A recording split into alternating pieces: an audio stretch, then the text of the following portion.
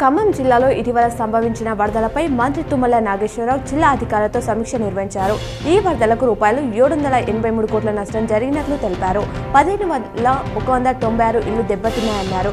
ఖమ్మంలో 6 మృతి చెందారని తెలిపారు. మృతుల కుటుంబాలకు పరిహారం అందజేసినట్లు వెల్లడించారు. ఒక్కో కుటుంబానికి రూ.16,500 వరద సాయం ప్రకటించినట్లు పేర్కొన్నారు. హరీష్ రావును చూసి కాంగ్రెస్ నేతలు భయపడుతున్నారని ఎమ్మెల్యే వేముల ప్రశాంత్ రెడ్డి అన్నారు. మంగళవారం బీఆర్ఎస్ భవన్ లో మాట్లాడారు. పీఏసీ ఎన్నిక జరగకుండానే నామినేషన్ వేసిన హరీష్ రావు పేరు తొలగించి నామినేషన్ వేయని అరకెప్పుడు గాంధీని ఎలా ఎన్నుకున్నారు? ప్రభుత్వ తప్పులను పీఏసీ చైర్మన్ గా ఉండి ఎత్తి చూపుతారని భయపడుతున్నారా అని ప్రశ్నించారు.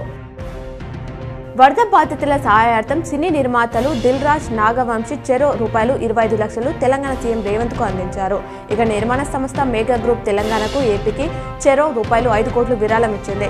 మరోవైపు సూపర్ స్టార్ కృష్ణ, ఆయన తనయుడు మహేష్ బాబు ఫ్యాన్స్ విజయవాడ వరద బాధితుల కోసం రూ.2.5 లక్షల ఏపీ సీఎం చంద్రబాబుకు అందించారు. వికలాంగుల హక్కుల పోరాట సమితి జాతీయ అధ్యక్షురాలు సుజాత సూర్యవంశీ తండ్రి శ్యామరావు అనారోగ్యంతో మృతి చెందారు. విషయం తెలుసుకున్న ఎంఆర్పీఎస్ వ్యవస్థాపకుడు మందకృష్ణ మాదిగ మంగళవారం బోధన్ మండలం బెల్లాల్ గ్రామంలో నిర్వహించిన అంత్యక్రియలకు హాజరై పాడెను మోశారు.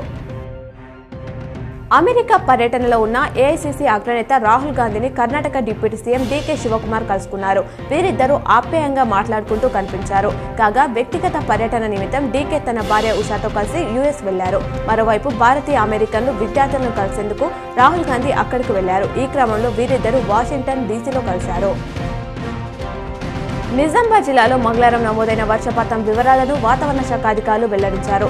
జక్రాన్పల్లి 23, నిజామాబాద్ నార్త్ 19.8, మదన్పల్లి 16.5, బిమ్గల్ 15.5, ఎడపల్లి 15.3, నిజామాబాద్ సౌత్ 10.3, సాలూరా 8, కమ్మర్పల్లి 7.3, బోధన్ 6, మల్కాపూర్ 4.8, సిరికొండ 2.8, టిచ్పల్లి 2 మిల్లీమీటర్ల వర్షపాతం నమోదైనట్లు తెలిపారు.